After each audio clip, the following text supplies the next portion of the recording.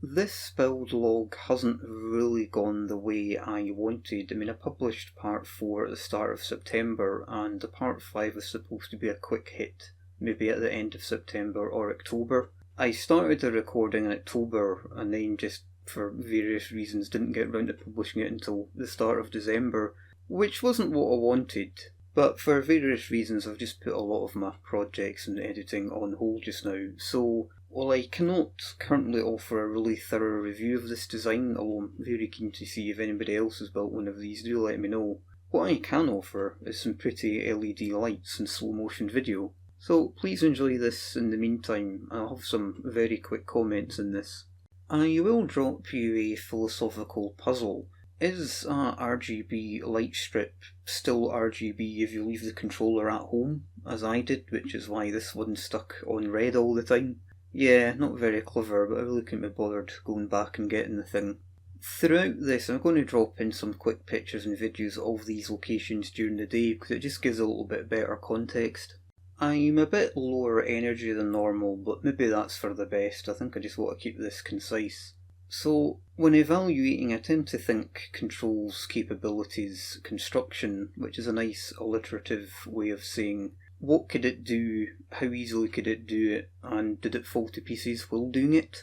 And the kind of quick version is, this model's very capable, it's actually better than I expected, but it took a lot of practice and tweaking with controls to get there, and even just getting this particular video, I just think I built it a little bit too light. Now, I've been really interested in pushing the thing, so think very rough terrain, just all over the place, bouncing off of trees.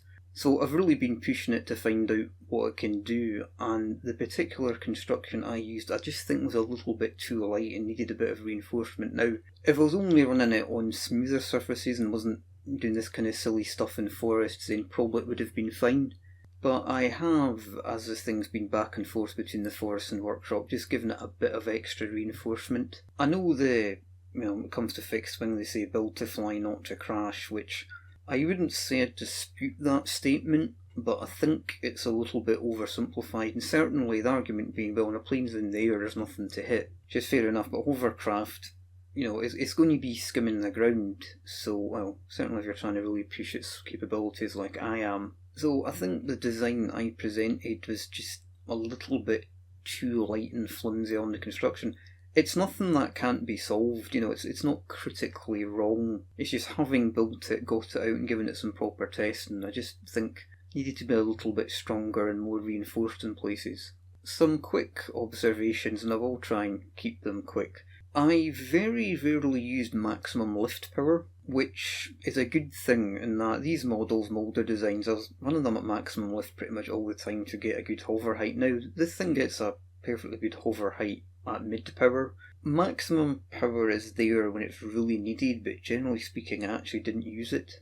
Next observation, it's very manoeuvrable. Again, it took quite a bit of practice getting the controls coordinated, both mixing wise, linkages wise, just practice wise. I think I probably put about 10 batteries through this before I really started to get a feel for it. So again, if anybody's building stuff like this and you find it frustrating and it doesn't quite perform the way you want and you're not sure if it's the model or your control of it, don't be disheartened. I spent a lot of time just bouncing the thing all over the place and crashing it and losing control before I got it working well. Probably about the last thing I've really noticed and I'll say about this, it's got the perfect top end speed in that it's just beginning to pitch up at maximum speed, and that's where you want it. Something which I said at the end of the last build log, if anybody actually watched that far, I wouldn't blame me if you didn't. So adding more thrust isn't necessarily going to make it faster if it just upsets the pitch stability. So at absolute top speed it's just beginning to pitch up a little bit,